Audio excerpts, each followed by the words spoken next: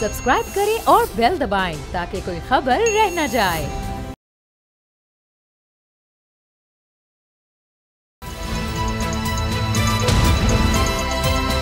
अब पता चला।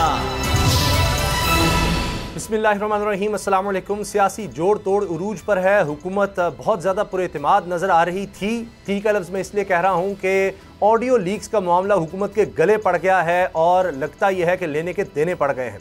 शुएब शाहीन साहब सीनियर एडवोकेट हैं, हमें आज ज्वाइन कर रहे हैं। इस मामले में वकील भी हैं, बतौर वकील सुप्रीम कोर्ट में पेश भी हो रहे हैं। सईद मुजम्मिल शाह भी मेरे साथ हैं। शुएब शाहीन साहब, बहुत शुक्रिया, आपने हमें ज्वाइन किया।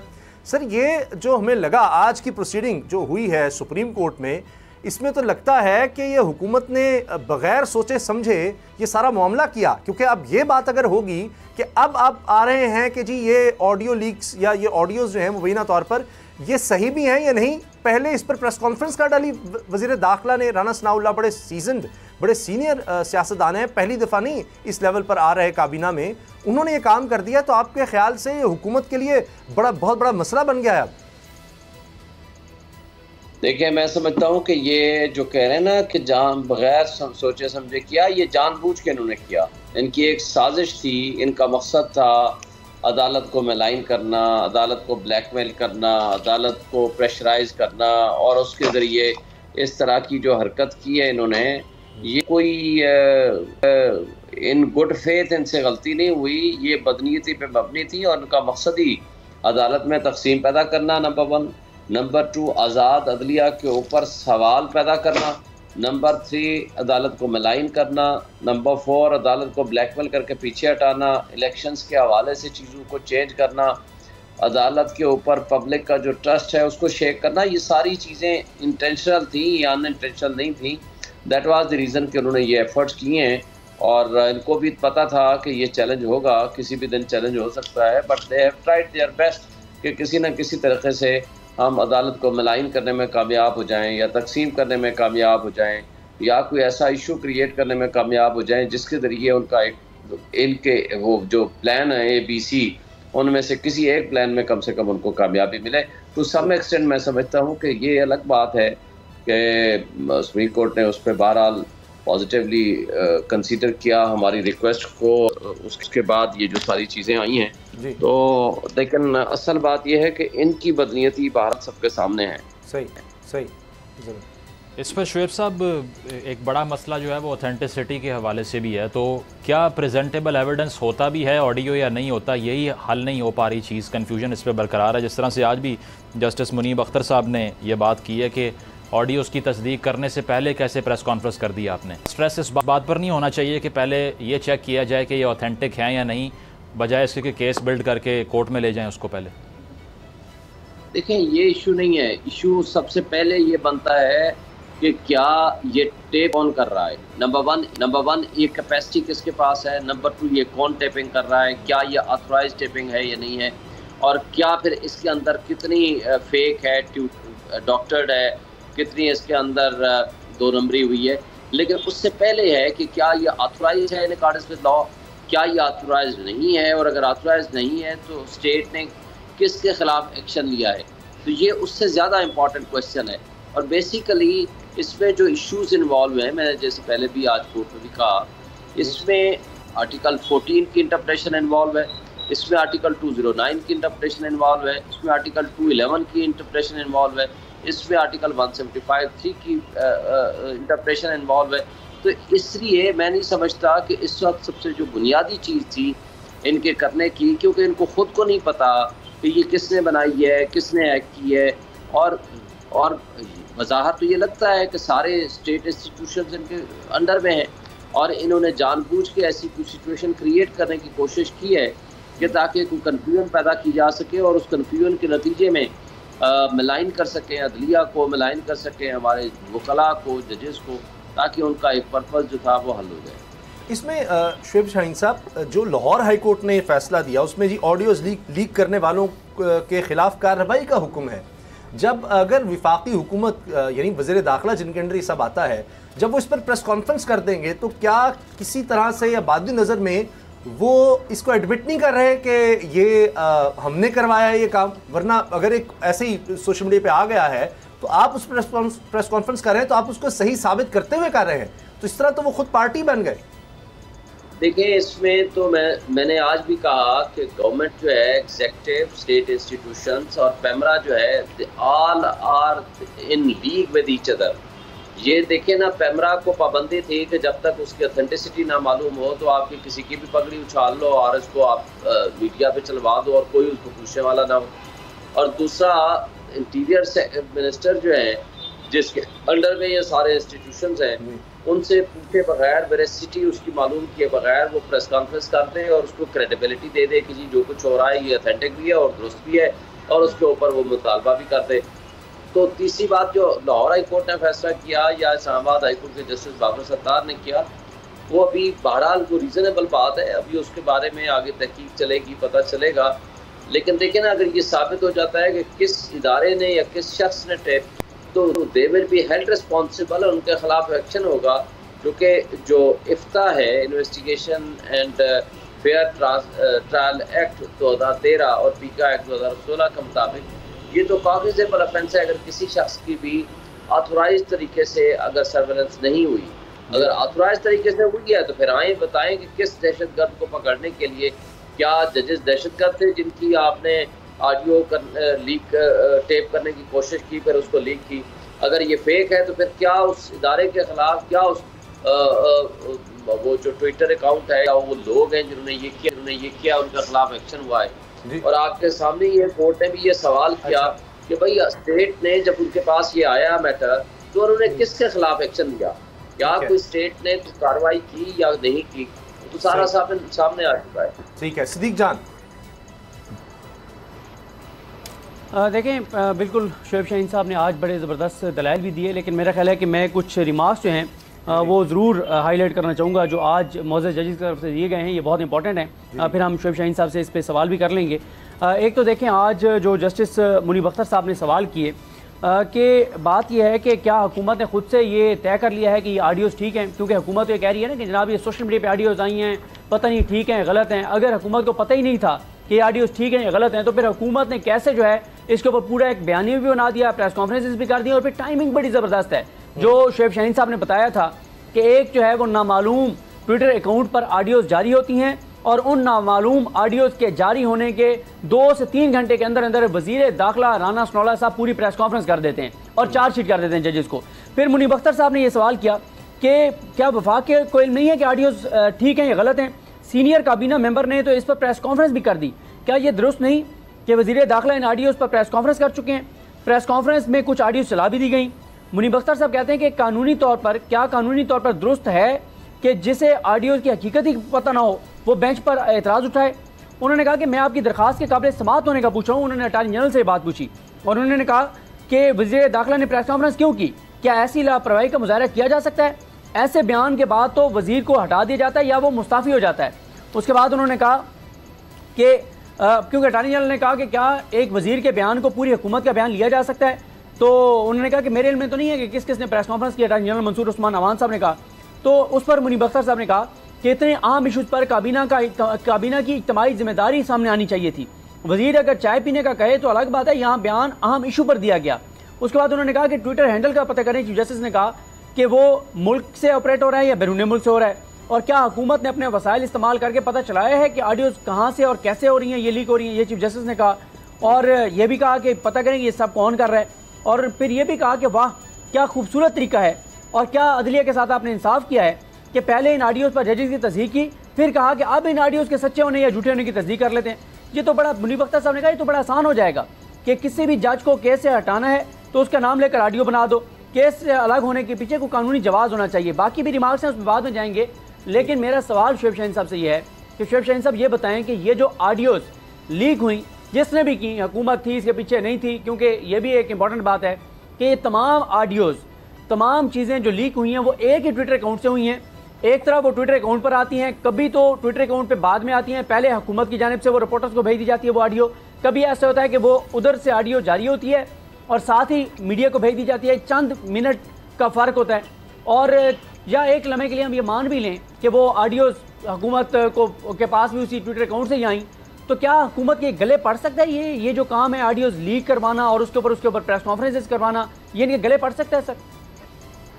देखें, बेनज़ीर हुकूमत का खात्मा जिस चीज़ पे हुआ था और जिसको अपहोल्ड किया था सुप्रीम कोर्ट ने, वो आज भी उस जजमेंट का रेफरेंस आया है, पिछली दफ़ा भी मैंने कोट किया था, वो इसी बात पे था कि जजेस के और मुख्तलिफ लोगों के, पार्लियामेंटेरियंस के खून टेप हो रहे थे। तो इस तरह की जो सिचुएशन है, ये बहुत बड़ा क्रिमिनल एक्ट तस्वर होता है।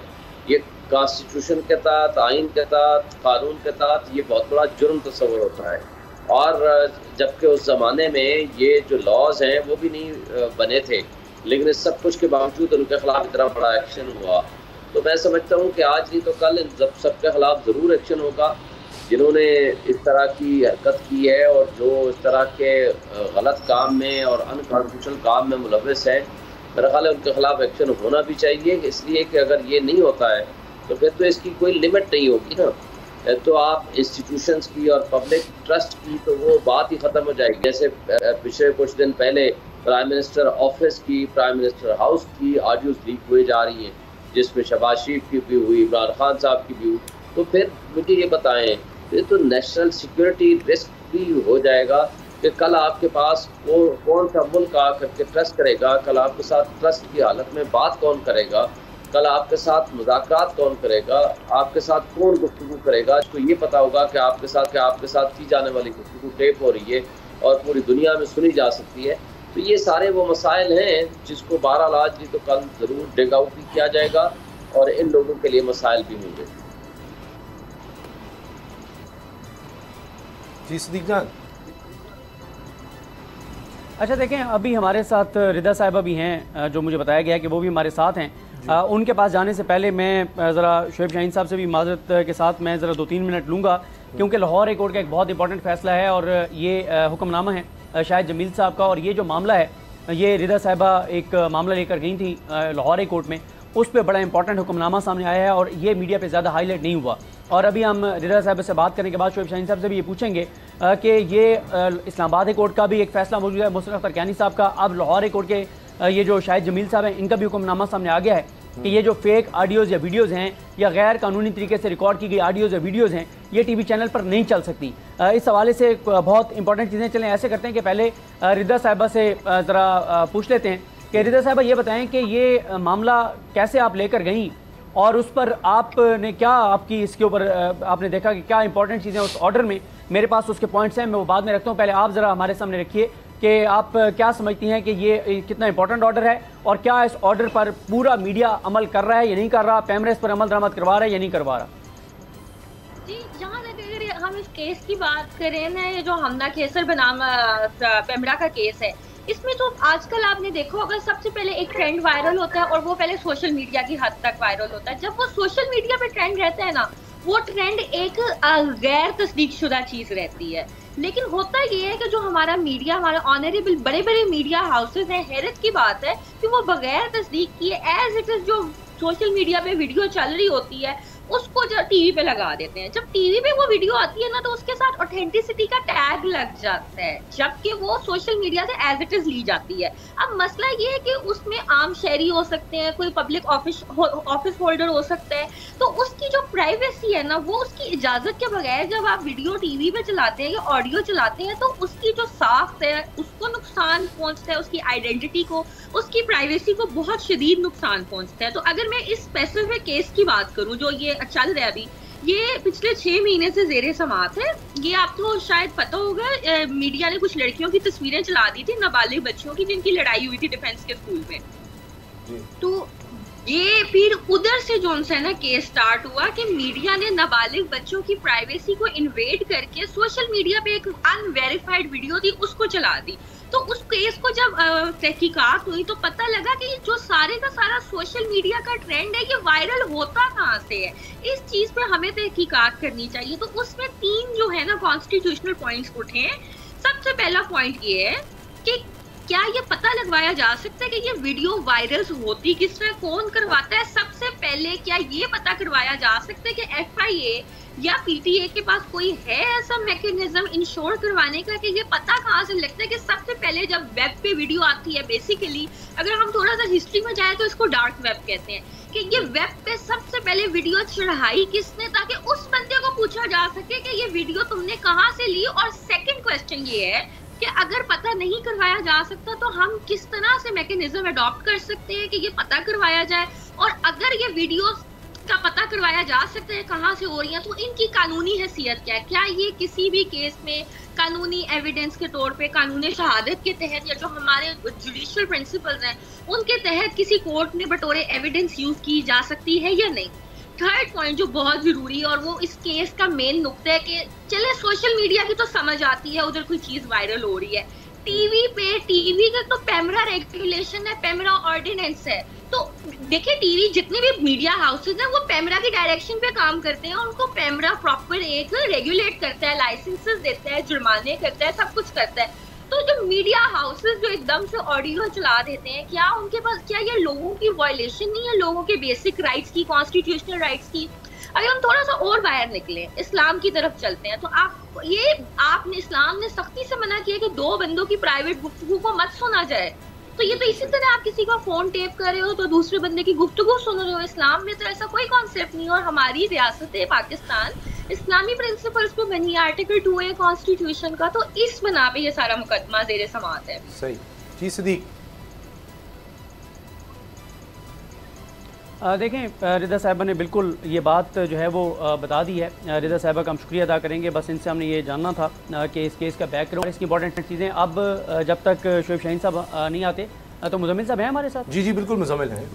जी अच्छा मुजम्मिल से बात कर लेते हैं। चलिए फिर मुजम्मिल भाई से सवाल करें। हाँ, मेरे सामने तो जी मुजम्मिल भाई से बात करें। मुजम्मिल भाई से ये बात, हाँ इस पे बात करें ना मुजम्मिल भाई से कि ये जो ऑडियोज़ हैं इनके, क्योंकि अब 2 ऑर्डर आ गए हैं, एक ऑर्डर मुजम्मिल भाई बात कर लें तो फिर मैं लाहौर एक कोर्ट के ऑर्डर की चीज़ें सामने रखता हूँ। तो आप ये हुकूमत के लिए मुजम्मिल भाई से ज़रा पूछें कि मुश्किल ही हो गया कि आप कोई भी इस तरह से ऑडियो जिस तरह से वो चला के टीवी पे एक नैरेटिव बनाया जाता है। अच्छा जी मुजम्मिल का ज़रा इस पर हम ले लें पॉइंट ऑफ व्यू, उसके बाद शोएब शाहीन साहब की तरफ दोबारा चलेंगे। अगर आप क्वेश्चन भी करना चाहें बिल्कुल शोएब साहब से आप कर सकते हैं। जी मुजम्मिल। बिल्कुल, इस पे पहले तो एक जो हुकूमत की तरफ से उसामा और सदीक आप दोनों के लिए कि ये जो नैरेटिव बिल्ड हो रहा है वो ये है कि बेंच से अलहदगी पे इसरार ज़्यादा है।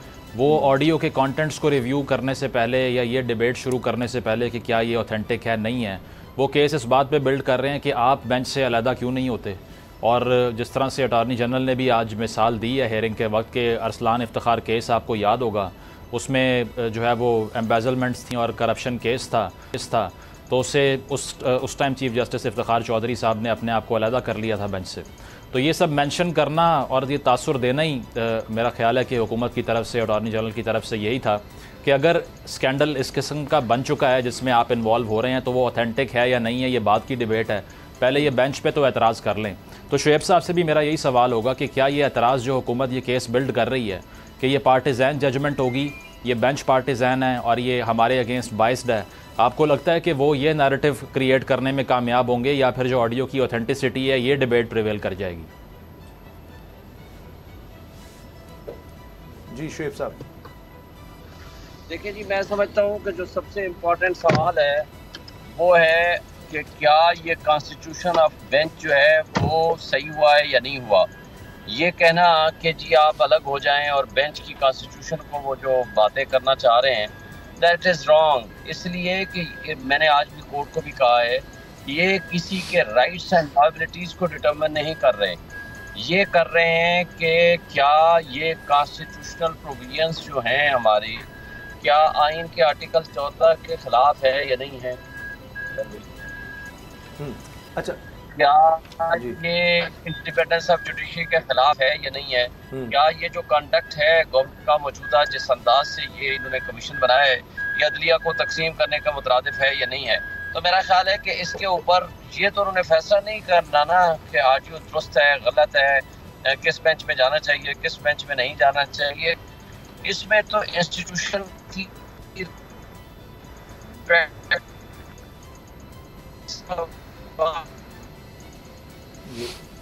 अच्छा जी ठीक है, यानी आप शोएब शाहीन साहब का ये कहना है कि बेंच वाला जो मामला है सिर्फ ये कि जी सही बेंच बना है नहीं, इस तरह इतराज़ अगर किसी पर उठाया जाएगा तो एक अलग चीज़ है। अच्छा, इसमें अब सिद्दीक एक मामला ये भी है कि मज़ाहिर अली अकबर नकवी साहब वाला मामला, वो तो कहा जा रहा है सुप्रीम जुडिशल काउंसिल में जा रहा है, वो तो बुनियादी ऑडियो लीक्स थी जजेस के हवाले से। अच्छा, कुछ इनडायरेक्टली है कि कोई जी वो किसी की सास हैं, वो किसी से बात कर रही हैं, उसको भी बुनियाद बनाकर ये सारा मामला उठाया गया। तो अब उसका क्या होगा जब ये सारा कुछ ही मशकूक हो गया, ये ऑडियोज ही? लेकिन उस पर बिल्कुल हम बात करेंगे, लेकिन मेरा ख्याल है मुजम्मिल साहब का सवाल बहुत इंपॉर्टेंट था और उसका जवाब बिल्कुल अगर शोएब शाहीन साहब आएँ तो लें कि अगर इफ्तिखार चौधरी साहब के बेटे का मामला आता है तो वो ख़ुद को बेंच से अलग कर लेते हैं। तो यहाँ पे भी जब इल्ज़ाम यह है कि चीफ जस्टिस की जो सास मोहतरमा है उनकी ऑडियो है, तो क्या उनको अलग होना चाहिए, नहीं होना चाहिए, बड़ा एक इंपॉर्टेंट सवाल है। क्योंकि आप ये भी देखें कि आप जिस तरह से सुप्रीम जुडिशल काउंसिल है वहाँ पर अगर मिसाल के तौर पर काजी फ़ाइज़ साहब का इशू गया तो काजी फ़ाइज़ साहब उस में नहीं बैठे ना कि उनका मामला, क्योंकि उनका मामला डिस्कस होना था, तो कैसे एक जज जो है वो अपने मामले के ऊपर बैठ सकता है। तो ये सवाल तो इंपॉर्टेंट था, इसका जवाब बिल्कुल शोएब शाहीन साहब आएँ तो लें उनसे। लेकिन उस वक्त तक मैं आपके सामने कुछ पॉइंट रख देता हूँ अपने नाज़रीन के लिए कि लाहौर हाई कोर्ट का जो हुक्मनामा सामने आया है जस्टिस शाहिद जमील साहब का, एक तो उन्होंने कहा कि जो ऑडियो लीक करने वाले हैं उनके खिलाफ जो है वो कार्रवाई की जाए। दूसरा उन्होंने कहा कि मीडिया पर ये जो लीक की गई ऑडियोज़ और वीडियोज़ हैं ये चलाने पर पाबंदी लगा दी है। उन्होंने कहा कि गैर कानूनी तौर पर जो ऑडियो लीक करने वाले हैं उनके खिलाफ सख्त कार्रवाई की जाए और गैर कानूनी तौर पर रिकॉर्ड की गई ऑडियोज़ किसी के खिलाफ इस्तेमाल नहीं हो सकती और इसको इस तरह से ऑडियोज़ को रिकॉर्ड करना प्राइवेसी में मुदाखलत जो की गई है उसको संगीन जुर्म उन्होंने करार दिया है।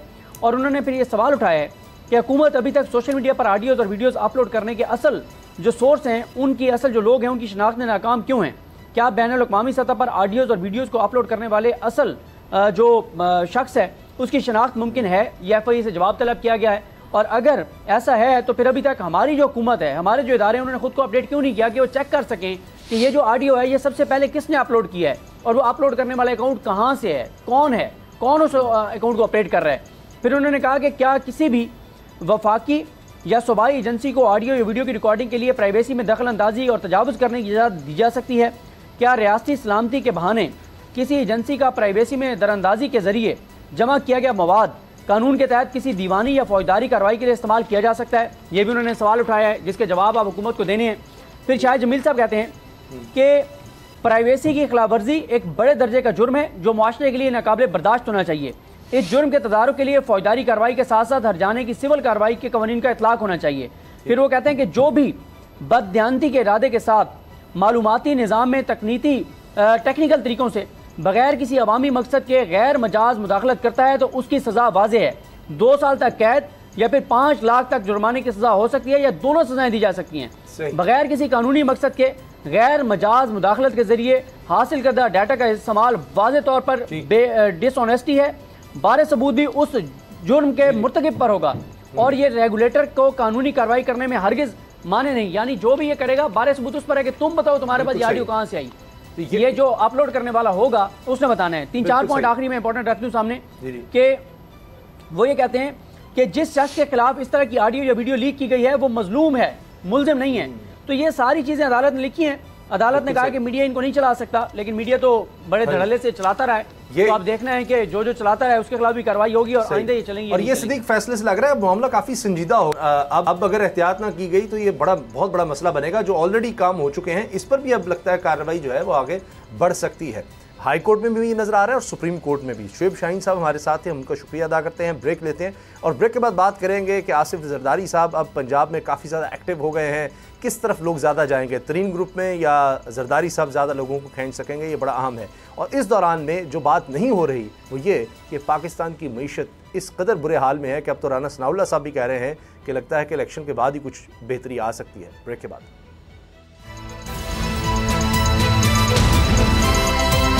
अब पता चला।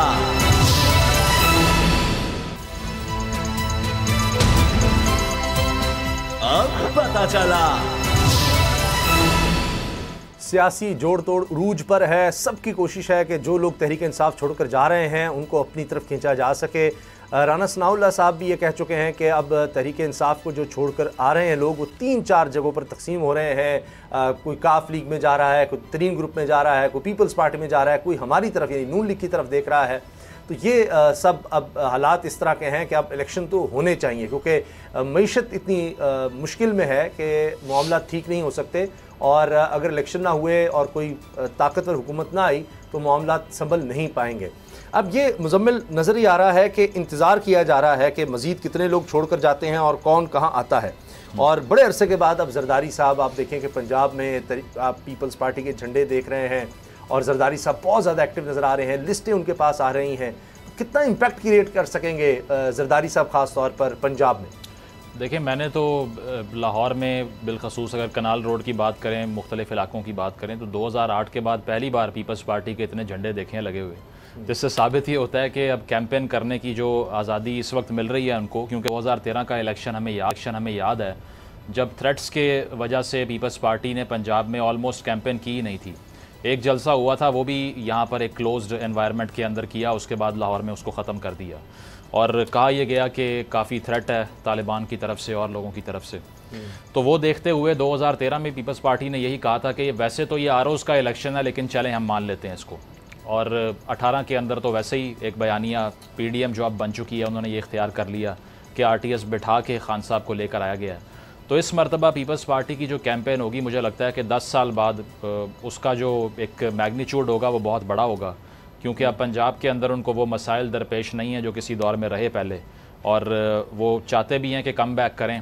अब पाकिस्तान के अंदर बयानिया जो है वो तो एंटाई सिस्टम बना करता है, लेकिन पॉलिटिक्स प्रो सिस्टम होती है हमेशा से। जब अपोजिशन में जाओ तो एकदम से आइडियोलॉजिकल हो जाते हैं, नज़रिया सामने आ जाता है। जैसे ही सिस्टम में आते हैं तो फिर हर चीज़ नज़रिया घर छोड़ कर आते हैं। तो यहाँ पर भी जो सियासतदान सारे पीपल्स पार्टी में जाने की तैयारी कर रहे हैं, वो ये भांप चुके हैं, वो समझ चुके हैं कि पीपल्स पार्टी जो है वो इस टाइम प्रो सिस्टम चल रही है, और जो पार्टी प्रो सिस्टम पॉलिटिक्स करती है उसका चांस ज़्यादा होता है, स्टेक बड़ा मिलता है उनको। तो ये देखते हुए लगता तो यही है कि किसी हद तक अगर अपर पंजाब ना सही तो साउथ में तो रिवाइवल हो जाएगा किसी हद तक, चाहे वो 8 सीटों की सूरत में हो, 10 की सूरत में हो, कुछ भी मिल जाए, लेकिन वो 13-18 से तो बेहतर होगा ना। तो मुझे लगता है कि ओवरऑल नून लीग की पॉलिटिक्स जो है उस पर असल सवालिया निशान है। पीपल्स पार्टी तो बड़ी क्लियर है कि हमने ना जिम्मेदारी लेनी है इस सिस्टम की जो अभी चल रहा है, ना जो इकनॉमिक मुश्किलात हैं सारी मुआशी वो हमने अपने सर पे लेनी है। हमने वजारत ख़ारजा की परफॉर्मेंस आपको दिखानी है कि ये देखिए जी, हम तो जो है वो उन पोजीशंस पे थे ही नहीं, वजारत दाखिला भी हमारी नहीं है, इवन इंफॉर्मेशन मिनिस्ट्री भी नहीं ली उन्होंने, इसीलिए कि वो माउथ पीस भी कोई और बने, हमने नहीं बनना। तो अच्छी गेम खेल ली है और विन विन सिचुएशन है पीपल्स पार्टी के लिए। अच्छा, यानी कुछ ना कुछ पंजाब में शायद वो गेन कर सकें। वोट शायद गेन करना एक अलग चीज़ है, लेकिन सीट्स असल मैटर करती हैं। अभी तो इलेक्टेबल्स के ऊपर खेला जा रहा है। सिद्दीक जान, आपको क्या नज़र आ रहा है? क्योंकि अगर हम तारीख देखें तो पाकिस्तान में नज़र आता है कि जिसकी हुकूमत होती है इलेक्शन के बाद उसकी हुकूमत बनी नहीं।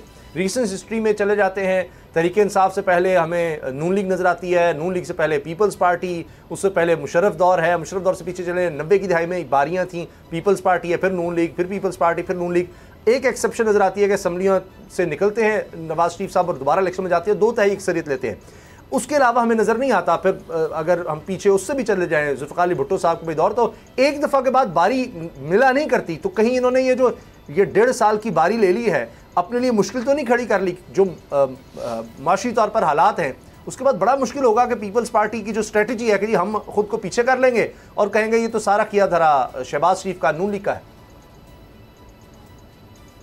लेकिन अभी तक अगर मैं आपके सामने फिगर्स रखूं, जितने लोग तहरीक इंसाफ छोड़ के गए हैं उनकी तादाद मैं आपको बताऊं तो 15 MNAs हैं जो उनको छोड़कर गए हैं, 8 MPs जो हैं सिंध से छोड़कर गए हैं, 31 एक्स MPs हैं पंजाब और KP के, 21 एक्स MPs हैं पंजाब और KPK के, वो छोड़कर गए हैं, 31 टिकट होल्डर्स हैं पंजाब के, वो छोड़कर गए हैं, और 8 जो हैं वो सेंट्रल पार्टी पोजीशंस पर जो लोग थे वो गए हैं, और 15 जो हैं वो अदर पार्टी पोजीशंस पर लोग छोड़कर गए हैं। अगर आप सेंट्रल लीडरशिप की बात करें तो सेंट्रल सतह के 5 लोग छोड़ के गए हैं, पंजाब लेवल के 1 लीडर उनको छोड़ के गए हैं, और सिंध से 2 छोड़ कर गए हैं। KPK से सूबाई सतह का, यानी वो उन्होंने, ये उनकी बात हो रही है जिन्होंने पार्टी छोड़ दी है, जिन्होंने पार्टी ओहदे छोड़े हैं उनकी बात नहीं हो रही। इसी तरह से अगर आप MNAs की बात करें, 5 MNAs थे पंजाब से जो छोड़ कर गए हैं, 4 MNAs KPK से छोड़ के गए हैं, 5 सिंध से छोड़ के गए हैं, और 1 जो हैं वो इस्लामाबाद से छोड़ कर गए हैं PTI को। इसी तरह से MPs जो हैं वो 8 छोड़ कर गए हैं, जो सिंध से MPs जो सिटिंग MPs है, क्योंकि बाकी तो दोनों असम्बली तहरील हैं वो एक्स MPs हैं, तो जो एक्स MPs हैं उसमें 13 छोड़ के गए हैं पंजाब के एक्स MPs, और KPK के 7 एक्स MPs छोड़ के गए हैं, और एक बलूचिस्तान से एक्स MP जो हैं वो छोड़ के गए हैं, एक सेनेटर छोड़ के गए हैं, और टिकट होल्डर जो हैं वो सिर्फ पंजाब से जो है वो 31 टिकट होल्डर जो है वो तहरीक इंसाफ छोड़ कर गए हैं। और इसी तरह से जो अगर आप बात करें कि जिन्होंने टिकट अप्लाई किया हुआ था वो 2 छोड़ के गए हैं पंजाब से जिनको टिकट नहीं मिला था। तो टोटल जो है वो तहरीक इंसाफ के पास जो डाटा है उनके मुताबिक 101 लोग उनको छोड़ कर गए हैं। उनके मुताबिक ये उनका डाटा है जो तहरीक इंसाफ ने अपने तौर पर इकट्ठा किया है, 101 लोग छोड़ कर उनको गए हैं। लेकिन इन 101 में से अब कितने हैं जो बहुत इंपॉर्टेंट थे और वो किस किस और पार्टी में गए हैं, क्योंकि अभी तक देखें जो कल मैंने बात की थी वही बात है, अभी तक कन्फ्यूजन है, किसी को कुछ पता नहीं है। तरीन साहब के साथ कितने लोग हैं, दावा किया जा रहा है 60-70 लोग हैं। अच्छा 60-70 लोग होंगे भी तो फिर क्या होगा, क्या कि हर हलके में एक वहाँ पे पीपल्स पार्टी का नुमाइंदा क्या उम्मीदवार होगा। चलें पंजाब में तो पीपल्स पार्टी है ही नहीं, वहाँ पे नून लीग और एक इनका तरीन ग्रुप का बंदा होगा, एक जनाब फिर PTI तो ज़ाहिर है अभी तक वो बैन तो वो नहीं है, या ऐसी तो बात नहीं हुई कि वो बिल्कुल आउट हो गए, उनका कोई ना कोई तो उम्मीदवार होगा, उधर टिकट होल्डर होगा, वो भी होगा। तो अगर नून लीग का भी वहाँ पे उम्मीदवार होगा, PTI का भी उम्मीदवार होगा, तो ये जो तरीन ग्रुप के लोग हैं इनको क्या मिलेगा। देखें ये भी तरीन ग्रुप ही था जिनको 17 जुलाई को 20 लोगों को टिकट दिए गए थे, उनमें से 19 लोग वो थे जो तरीन ग्रुप के थे। सिर्फ एक हल्का ऐसा था लाहौर का जहाँ पे उनको टिकट दिया गया था, जो नून लीग के जो है वो साबिक़ उम्मीदवार भी थे, उनके नज़रियाती कारकुन भी थे, लाहौर का हल्का था वो भी हार गई थी नून लीग। तो बाकी तरीन ग्रुप के तो 19 में से तरीन ग्रुप के 1 या 2 लोग जीते थे, बाकी 17 तो हार गए थे। तो इसलिए बड़ा एक अभी ये एनालिसिस करना मुश्किल है। जैसे मैंने कल ये बात कही थी कि अभी 150 दिन पड़े हुए हैं, तो यहाँ पे तो एक दिन ऐसा आता है कि कोई ऐसा एक इवेंट क्रिएट होता है कि सारा रुख जो है वो सियासत का बदल जाता है। तो इसलिए अभी कबल वक्त है कि क्या होगा। सदीक ये देखें ना, आपने जिस तरह कहा कि काफ़ी लोग छोड़कर चले गए हैं तहरीक इंसाफ और उसमें कुछ प्रोमिनेंट रहनुमा शायद इतने ज़्यादा ना हो, लेकिन एक सवाल और भी है कि जो मुनफरिद हैं या फिर जो बड़े इंपॉर्टेंट लोग हैं तहरीक इंसाफ के अंदर, उनमें से कुछ -1 का भी इंतज़ार कर रहे हैं, इसलिए नहीं छोड़ रहे। तो एक चैलेंज तहरीक इंसाफ को तो वो भी है कि एक तो चलो जो छोड़ गया वो तो छोड़ ही गया ना, लेकिन जो पार्टी में वेट करके इंतज़ार कर रहा है वो भी ये इंतज़ार नहीं कर रहा कि हमने उसी तरह से इलेक्शन में जाना है, बल्कि वो -1 का इंतज़ार कर रहा है। तो ऐसी भी कोई ख़बर है कि कुछ लोग हैं PTI में ऐसे जो टॉप टियर लीडरशिप में यही वेट कर रहे हैं बैठ के। बिल्कुल आपने दुरुस्त कहा, जो छोड़ के गए हैं वो भी और जो अभी नहीं छोड़ा उन्होंने भी, उनका ख्याल ये है कि जो चेयरमैन PTI हैं वो खुद ही ये कह दें कि वो ये इलेक्शन नहीं लड़ेंगे, या वो ये कह दें कि अगर मैं इलेक्शन लड़ूँ भी जीत भी जाऊँ तो मैं वज़ीर-ए-आज़म का उम्मीदवार नहीं हूँ। तो ये एक ज़रूर, ये बिल्कुल आपने दुरुस्त कहा, इस पर बहुत ज़्यादा बातचीत हो रही है और इस पर समझाने की कोशिश की जा रही है चेयरमैन PTI को कि आप ये बात कह दें कि इस बार आप जो है वो वज़ीर-ए-आज़म के उम्मीदवार नहीं होंगे। और इस हवाले से मैं आपको बताऊं कि मैं उसको चेक नहीं कर सका, लेकिन बताया जाता है कि 90s में जब मियाँ साहब के भी बहुत मामलात इदारों से गड़बड़ चल रहे थे तो उन्होंने भी एक मौके पर यह ऐलान कर दिया था कि मैं शायद वज़ीर-ए-आज़म को उम्मीदवार नहीं हूँगा अगला, तो उन्होंने भी ये कह दिया था। तो ये एक कोशिश ज़रूर की जा रही है, जो लोग PTI के साथ खड़े हैं वो भी और जो छोड़ के गए हैं और अभी कहीं और नहीं गए वो भी, सब ये कोशिश कर रहे हैं कि चेयरमैन PTI खुद ही ये कह दें कि मैं ये इलेक्शन नहीं लड़ा और मैं ख़ुद को अलग करता हूँ और मैं पीछे बैठ के चीज़ें देखूँगा, वज़ीर-ए-आज़म के उम्मीदवार हमारे कोई और होंगे। इसके ऊपर कोशिश की जा रही है, लेकिन अभी तक क्लैरिटी नहीं है, अभी तक कोशिश की जा रही हैं। अभी मज़ीद देखें जो लोग छोड़ गए हैं उनमें जैसे जमील भाई भी ये कह रहे हैं कि 5-6 लोग ही हैं जो प्रोमिनेंट हैं या जिनका एक आप कह सकते हैं कि एक इम्पैक्ट है कि उनका छोड़ना बड़ी बात थी, बड़ी बात है। लेकिन इस तरह से नहीं हुआ कि वो जो 5-6 लोग मेन छोड़ के गए हैं उन्होंने ये ऐलान कर दिया हो कि हम पीपल्स पार्टी या नून लीग में जा रहे हैं।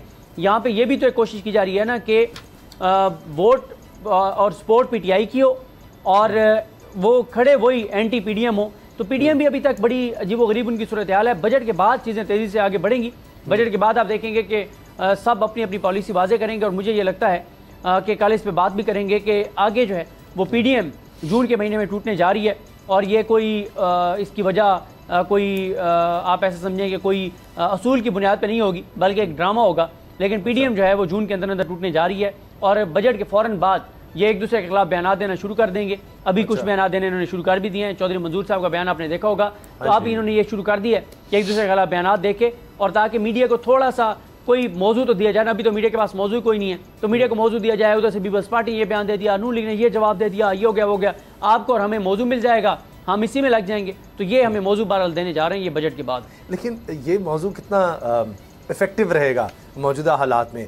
क्योंकि तरीन ग्रुप अभी तक अपनी अलग शनाख्त बना नहीं पा रहा, कि उनके जो मेन लोग हैं वो काबीना का हिस्सा हैं, तरीन ग्रुप इतना ज़्यादा करीब रहा, तो एक ऑल्टरनेट नहीं लोगों को नज़र आ रहा कि क्या है फिर आगे। क्योंकि अभी भी जरदारी साहब, ये काफ लीग, नून लीग, बेसिकली तो सारे इकट्ठे ही हैं, ताकि तरीन ग्रुप भी तो अपनी अलग शनाख्त नहीं बना पा रहा। शायद इसलिए मुझे लगता है कि अभी तक वो अनाउंसमेंट ही नहीं हो रही। बस 2 दिन और पार्टी बनानी है, ग्रुप बनाना है, वो भी कुछ समझ नहीं आ रही। मैंने तो वैसे फॉलो नहीं किया, वो पार्टी का नाम कल अनाउंस करना था, किया उन्होंने? नहीं, अभी नहीं तक किया। नहीं अच्छा, मेरा ख्याल है वो दो का कहा जा रहा है, एक शायद अवाम दोस्त पार्टी, अवाम दोस्त, और एक कहा जा रहा है कोई पाकिस्तान इंसाफ पार्टी। चले, तहरीक इंसाफ हकीकी तो शुक्र है नहीं रखा उन्होंने, वरना वो दोबारा से अभी कुछ पता नहीं, जब नाम रजिस्टर करवाने के लिए आएंगे तो कुछ भी नाम हो सकता है। सही, लेकिन इसमें आपने ठीक कहा कि क्लैरिटी तो वाकई नहीं है, और जो अलग शनाख्त वाली बात है अब वो इसी बेसिस पर होनी है कि आपका सियासी बयानिया क्या है। अब बयानिया अगर आप बिल्कुल वही रेप्लिकेट कर रहे हैं जो खान साहब ने पिछले 15 साल में किया, कि बाकी 2 पार्टीज़ एक्सेप्टेबल नहीं हैं, पाकिस्तान की तबाही की ज़िम्मेदार ये पार्टीज़ हैं, 3 डेकेड्स इनको मिली, इन्होंने कुछ नहीं किया, अगर तो बिल्कुल वही बयानिया है तो फिर आपकी अलहदगी समझ नहीं आती कि अगर वो हो गई है तो आपने ज़िम्मेदारी तो सर पे नहीं ली, कारकुन को मरवा दिया आपने और ख़ुद तो आगे नहीं आए, तो उसका फिर मतलब यही निकलता है कि बयानिया भी वही है और आइडियोलॉजी भी सियासत की वही है, चाहे वो सेंटर राइट है, जो भी है, लेकिन नज़रिया बिल्कुल वही है। बस 9 मई की वजह से मजबूरन जो है वो बाहर निकल के इधर आ गए हैं और वर्कर को आगे कर दिए, तो उसमें भी कोई ख़ास जो है वो सेलेबल पॉइंट उनके पास नहीं मिलता। और अगर वोटर को वो ये सेल करना चाह रहे हैं कि जो PDM है, जिसमें पीपल्स पार्टी आती है, नून लीग आती है, हम इनसे मुख्तलिफ हैं, हमने इनको ज्वाइन नहीं करना, तो फिर वोटर तो PTI का इंतखाब करेगा इस बेस के ऊपर, क्योंकि PTI का बयानिया तो 2 दहाइयों से यही है। तो ये देखते हुए बिल्कुल कन्फ्यूजन तो नज़र आती है इसमें, और पार्टी का नाम अगर डिसाइड नहीं हो रहा तो बाकी अंदाज़ा लगा लें आप। अब अगर मीशत की बात करें, क्योंकि आज आकर आप ज़रूर जो भी होगा मंशूर देंगे, बयानिया देंगे, सब अपनी जगह है, लेकिन बुनियादी चीज़ अब जो है ये नहीं हो सकता कि आप मीशत पर बात ना करें, आप बरादरी पर ही, आप इलेक्टेबल्स पर ही, आप डेवलपमेंट पर ही, सड़कें और इन चीज़ों पर बात कर जाएँ। जो मीशत का हाल है उसकी, जो स्टेट बैंक ने, सरकारी बैंक, उसकी जो स्टेटमेंट सामने आई है उसमें कहा गया जी वफाकी हुकूमत ने 1 साल के दौरान, मौजूदा हुकूमत ने 14,900 अरब रुपए के कर्जे लिए हैं। इसका सिर्फ एक पहलू देखें तो होश उड़ जाते हैं कि ये पाकिस्तान का जो कुल कर्जा है 76 साल का, उसका 34% 1 साल में लिया गया है। 34%। तो मुजम्मिल, ये तो नाकाबिल यकीन है कि 76 साल एक तरफ और 1 साल में 34% कर्जा ले लिया गया। पूरा पाकिस्तान की तारीख का 14,900 अरब रुपए, ये कौन उतारेगा? ये तो समझ से बाहर है। बजट किस तरह से बनाया जाएगा? जो कि कहा जा रहा है कि जी आपको 10,000 अरब रुपए टैक्स इकट्ठा करना है, IMF ये चाह रहा है 9,200 अरब रुपया हुकूमत कह रही है हम इकट्ठा करेंगे, जो कि पिछला टारगेट ही अचीव नहीं हो सका। और मईशत खुद कह रहे हैं 3% पर जाएगी। तो जब मईशत में इतनी जान ही नहीं होगी तो आप टैक्स कहाँ से कलेक्ट कर सकेंगे, जबकि आप पिछला भी नहीं कर सके। तो ये तो एक यानी ऐसी सूरत हाल लग रही है जो समझ से ही बाहर है कि बजट क्या, कौन किस तरह का बना रहे हैं, और इतना कर्ज लेने के बाद आप निकलेंगे कैसे इससे? बजट जो है वो सियासी फ़ायदे का बन रहा है जो देख रहे हैं हम। उसकी वजह यह है कि अगर सब्सिडीज़ की लंबी फहरिस्त अनाउंस हो रही है, जो मैंने देखी है, गालिबन कोई 13-1400 अरब रुपए की बात हो रही है, आई एम नॉट श्योर, तो उसमें देखा यही जा रहा है कि पॉलिटिकल गेन किस किस्म के बजट से मिलेगा। अब अनफॉर्चुनेटली ये स्टेट्समैन तो नहीं है जो अगले 20 साल का सोच रहे हों, 30 साल का सोच रहे हों, ये तो सोच रहे हैं अगले इलेक्शन का। और जो भी पार्टी आती है वो इलेक्शन से पार तो सोच नहीं पाती, तो इसीलिए वो बजट भी उस तरह का देंगे जो चाहे IMF मानता है ना माने कोई बात नहीं, या फिर उसमें सब्सिडीज़ अगर दी जा रही हैं तो उसका कितना बड़ा कॉस्ट हमें कल को जाके इसी आवाम को पे करनी पड़ेंगी जिनको आप बता रहे हैं कि सब्सिडी से आपको रिलीफ मिल रहा है। तो सियासी गेन ने और इस पॉलिटिकल इकॉनमी ने बहुत कुछ डिस्ट्रॉय किया है। जहाँ तक आपने कर्जे की बात की है 34% गालिबन आपने कहा है जी। अब 3 साल में PTI ने 76% लिया, और मेरा ख्याल है इस लिहाज से इनका 3 साल तो 90% चला जाएगा 17 साल का। तो ये तो उनका भी रिकॉर्ड तोड़ने जा रहे हैं जो पिछले 3 साल में कर्जा लिया गया। और अनफॉर्चुनेटली एक एड सेंट्रिक इकॉनमी ऐसी ही चलती है जिसकी अपनी प्रोडक्ट कोई नहीं होती और वो सिर्फ लोन्स पे गुजारा कर रही होती है। तो दिस इज़ हाई टाइम कि हम सोचें कि हमने भी कुछ एक्सपोर्ट करना है या सिर्फ कर्जा ही इंपोर्ट करना है बाहर से। अभी तो ये तो ऐसे है जैसे आग लग चुकी है और पता नहीं आग बुझाएंगे। जो आप बात करें एक्सपोर्ट की, वो पता नहीं वो सोच कब आएगी। अभी तो यही समझ नहीं आ रही निकलना किस तरह है। अब जो आप बात कर रहे थे जून की, सदीक जान, वो तो शुरू हो गया काम। वज़ीर-ए-आज़म की ज़ेर सदारत कौमी इक़्तिसादी कौंसिल का इजलास बलूचिस्तान ने बाइकआउट कर दिया। अब्दुल कुद्दूस पैसेंजर साहब जो है वो सख्त नाराज़ नजर आ रहे हैं। वो कहते हैं हमसे तो वादे ही पूरे किए गए। बिल्कुल ये ड्रामा होगा, ये आप ड्रामा करके और ऐसे लगेगा कि बड़े ये जनाब एक दूसरे से इख्तलाफ कर रहे हैं। ये सब ड्रामा है, कोई इसमें हकीकत नहीं है। इनको पता है कि एक ही कश्ती में सवार हैं, जिस कश्ती में वैसे सुराख हो चुका है और उस कश्ती को डूबने ही डूबने हैं। तो अब ये कुछ लोग छलांग मारेंगे, इस कश्ती से ड्रामा करेंगे, ये इससे कोई हकीकत नहीं है। बात यह है कि आपको आज 14 माह बाद नज़र आया कि बलूचिस्तान के साथ वादे पूरे नहीं हुए। बताएं 14 माह आप कहाँ पे थे? अभी शहबाज शरीफ साहब ने 1 माह पहले एतमाद का वोट लिया है, तो वो एतमाद का वोट आपने क्यों दिया? वो आपने सुना एक कौन थी वो खातून रुकने असम्बली जिन्होंने कहा कि मैं सऊदी अरब में थी और उठा के मुझे जहाज़ में डाला गया कि पहुँचो वहाँ पे शहबाज शरीफ को एतमाद का वोट देने। तो आप क्यों दे रहे थे आप सारे एतमाद का वोट? आप लोगों ने तो ऐसे शहबाज शरीफ को एतमाद का वोट दिया जैसे उन्होंने पाकिस्तान की तारीख के सबसे बेहतरीन वज़ीर आज़म है, जैसे उन्होंने क्या बात है क्या कर दिया है। और उधर से काफरी को देखें, वो बयानात ऐसे दे रहे हैं इनके खिलाफ, हुकूमत के खिलाफ, जैसे उन बेचारों को तो हुकूमत में कोई हिस्सा ही नहीं मिला, वो तो हुकूमत के करीब से ही नहीं गुजरे। आज तक सबसे ज़्यादा फ़ायदे भी उठा रहे हैं, मराहत भी ले रहे हैं, भर्तियाँ भी अपनी महकमों में कर लीं, सब कुछ कर लिया, और अब ड्रामे भी कर रहे हैं कि जनाब हम तो इस हुकूमत के खिलाफ हैं। उधर देखें तो चौधरी मंजूर साहब तकरीर कर रहे हैं मरीम नवाज साहब के खिलाफ। ये सिर्फ एक ड्रामा है, इसमें कोई हकीकत नहीं है। तो और ये अगर ये समझते हैं कि अब आके आखिरी 1 महीने में बयानात देख के और लोगों को बेवकूफ़ बना लेंगे तो ऐसा नहीं होगा। अच्छा, टाइम कम है। नवाज शरीफ और आसिफ अली जरदारी में क्या पहला टाकरा कहीं सदीक जान शुरू तो नहीं हो गया? क्योंकि पीपल्स पार्टी कह रही है कि जी वजारत खेल हमारे पास है और नजम सेठी की जगह ज़का अशरफ को लगाया जाए। उनको लगता है कि वो भी यानी एक अहम शख्सियत हैं, तो पंजाब में हमें ज़रा फ़ायदा दे सकते हैं। तो ये इसलिए हो रहा है कि चलें आगाज़ तो कुछ हो, यहाँ से लड़ाई शुरू करते हैं। बिल्कुल, ये बहाना ढूंढ रहे होंगे, को बहाना मिल जाए कहीं पे लड़ाई हो। लेकिन असल में इनका ना कोई भी लड़ाई या कोई भी इख्तलाफ असूल की बुनियाद पर नहीं है, या वो अवामी इशू की बुनियाद पर नहीं है, अवामी मफाद की बुनियाद पर नहीं है। उसमें होता सिर्फ यह है कि जब ये देखते हैं कि यार तुम्हारे पास ये वजारतें हैं, वहाँ ज़्यादा माल पानी है, हमारे पास ये हैं इसमें कम माल पानी है, हमें ये दो, फिर वो देते हैं। वो कहते हैं अच्छा आपको वो तीसरी पार्टी कहती है आप दोनों तो माशाल्लाह बड़ा माल बना रहे हैं, हमें तो कुछ भी नहीं मिल रहा, हमें ये चीज़ दें। तो वो 3 खुश हो जाते हैं। फिर चौथा कहता है बड़े मज़े कर रहे हो तुम तीनों मिल के, बड़ी बात है, हमें लिफ्ट ही कोई नहीं है, हमें पूछ कोई नहीं रहा, हमारे वोटों से वज़ीर-ए-आज़म बने हो, हमें लिफ्ट ही कोई नहीं है, हमें भी यही चीज़, यार तुम भी ले लो, क्या मसला है, मिल के खाते हैं ना, कोई ये तो कोई लड़ाई तो है नहीं, तो कोई मिल के खा लेते, तुम ये कर लो। तो ये बहुत सारी लड़ाई है मिल के खाने वाली। हाँ। और हिस्सा बकदर जुस्सा वाला। राजा रियाज साहब वाला जुमला है ना, आप तो पहचानते ही नहीं है। लेकिन मुज़म्मिल इस सब में एक बात ये नजर आ रही है कि पहचानते ही नहीं है मौलाना फजलुर, हाँ पहचानते ही नहीं। मौलाना फजलुर रहमान साहब ने मुलाकात की वज़ीर आज़म शहबाज शरीफ साहब से, और उसमें उन्होंने जो स्टेटमेंट्स उनके सामने आई हैं वो कुछ ऐसी हैं कि जिस तरह वो इलेक्शंस आगे जाते हो कहते हम तो इलेक्शंस के लिए हमने तो धरने भी दिए, सब कुछ किया, लेकिन देखना होगा इस वक्त क्या हालात हैं, उसको देख कर फिर फैसला करना होगा। मुस्तफ़ा नवाज़ खोखर साहब बड़े वाज़ेह तौर पर कह रहे हैं कि जी हर सूरत मौलाना फजलुर रहमान साहब चाहते हैं कि 1 साल इलेक्शन आगे चले जाए। राना सनाउल्लाह साहब की भी स्टेटमेंट है कि हालात ऐसे नहीं हैं, इलेक्शन करवाने होंगे, ऐसे इकबाल साहब भी कह रहे हैं। आपको लगता है कि ये जो मईशत का हाल है, या ये जो खबरें आ रही हैं कि जी नजम सेठी PCB चेयरमैन को हटाकर ज़कात को लगाया जाए, इन सब को देखते हुए, या ये एक दूसरे से दूर हो रहे हैं, कि कोई पॉसिबिलिटी बन सकती है कि इलेक्शंस 1 साल आगे, कोई इसी असम्बली को 1 साल आगे ले जाया जा सके? देखिए, सियासत का तो अगर देखा जाए तो उसमें काफ़ी पॉसिबिलिटीज़ हैं, लेकिन इकॉनमी में कोई पॉसिबिलिटी नहीं है। अगर आपने 2nd क्वार्टर में सर्वाइव करना है तो आपको नया प्रोग्राम चाहिए, और नए प्रोग्राम के लिए सस्टेनेबल गवर्नमेंट चाहिए, सस्टेनेबल गवर्नमेंट के लिए इलेक्शन चाहिए। ये सीधी इक्वेशन और आए नहीं है। तो यही क्यों नहीं चल सकती है? सस्टेन कर गई, इसलिए देखिए ना, अगर ये कर गए तो इन्होंने बाद में इंटरिम गवर्नमेंट भी इंस्टॉल करनी है। ऐसा तो नहीं हो सकता कि 6 साल की 7 साल की असम्बली बन जाए। अब या तो फिर आप बिल्कुल ही सबवर्ट कर दें कॉन्स्टिट्यूशन। तो ये है कि इनको भी अगर इंटरिम सेटअप आता है तो वो ड्रैग हो सकता है, शायद वो भी होता है। तो IMF जो है वो इतनी कॉन्फिडेंस से बात तो नहीं करेगा उनके साथ, बिकॉज उनको भी नहीं पता होगा कि कब तक सस्टेन करना है इन्होंने। तो अगर इकॉनमी को रेस्क्यू करना है तो you need a fresh mandate, otherwise सियासत के लिए आप 10 साल बैठे रहें, बेशक कोई मसला नहीं। और लास्ट क्वेश्चन, अगर एक केयरटेकर सेटअप ला कर जिसके बारे में बात हो रही है और उसको कहीं से लेजिटिमेसी दिलवा दी जाती है किसी अदालत के थ्रू कि जी 1 साल तक आप कंटिन्यू कर लें, फिर भी मुश्किल नहीं होगा? क्योंकि फैसले ऐसे होंगे कि पीछे अवाम का वो होगा नहीं, पॉलिटिकल कैपिटल ही नहीं होगा उसके पास कि जिसको वो लूज़ कर सकती है कि अच्छा जी इसने मुश्किल फैसले कर लिए हैं। तो कहीं ये कहें कि जी ये तो हमें नजर आ रहा था मुश्किल फैसले हम क्यों करें, ये केयरटेकर सेटअप ही कर दें। देखिए, पॉलिटिकली तो फायदा होगा, लेकिन अवाम का मुश्किल हो जाएगा। माइक्रो मैनेज नहीं हो सकती ना इकोनॉमी। इन्होंने ये लेसन लर्न कर लिया है। 10-10 साल 15-15 साल की एटलीस्ट पॉलिसी बनती है कोई। अगर 1 साल की हुकूमत ये कह रही है कि हम जो मुआहदा करेंगे अगली हुकूमत इसकी पासदारी करेगी, तो वो झूठ ही बोलेंगे। उन्हें क्या इल्म के आगे कौन सी पार्टी जीतती है, क्या नज़रिया लेके आती है, क्या पॉलिसी लेके आती है।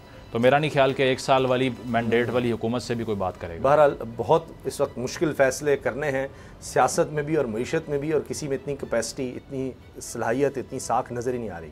प्रोग्राम देखने का शुक्रिया, इजाज़त दीजिए, अल्लाह हाफ़िज़।